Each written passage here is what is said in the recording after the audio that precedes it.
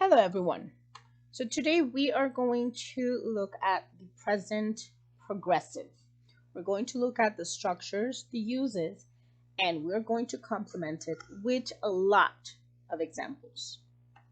Starting with the affirmative structures, for the pronoun I, we're going to use the verb be with am and then the verb in ing.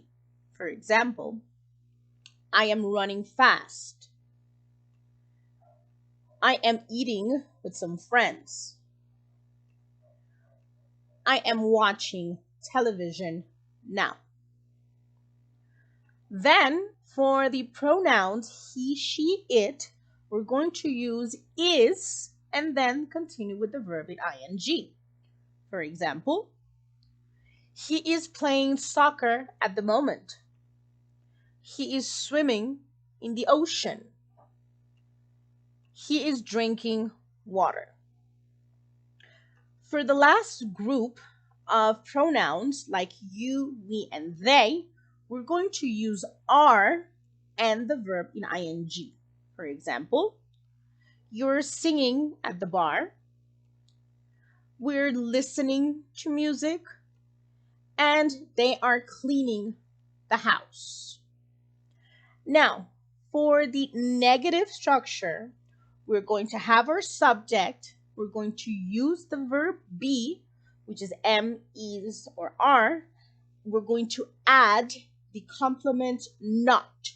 So we can have the negative part and the verb will continue to be in ing.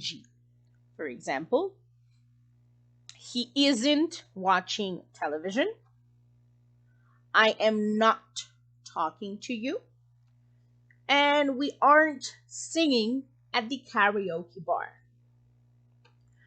And for the last structure, which is for questions, remember that the auxiliary will always go at the beginning. So here we're going to start with am, is, are. Afterwards, we're going to have the subject and then the verb in ing. And obviously, you can continue with the object, the complement, and do not forget the question mark. For example, are you singing? Am I playing with my friends? Are we sleeping for hours? Is she drinking a lot of water? Am I fixing the television? Is he learning a lot? Good, very good. Now, let's move on with the uses of the present progressive.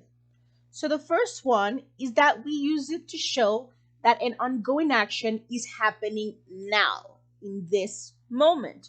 For example, I am taking my English class now.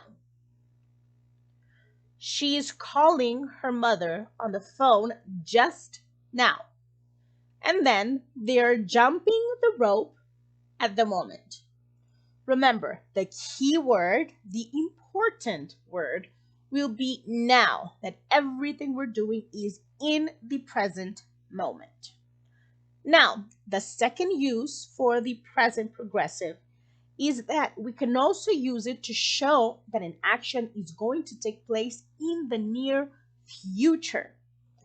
In these examples, we're going to change our keywords. For example, I am traveling to Paris next month.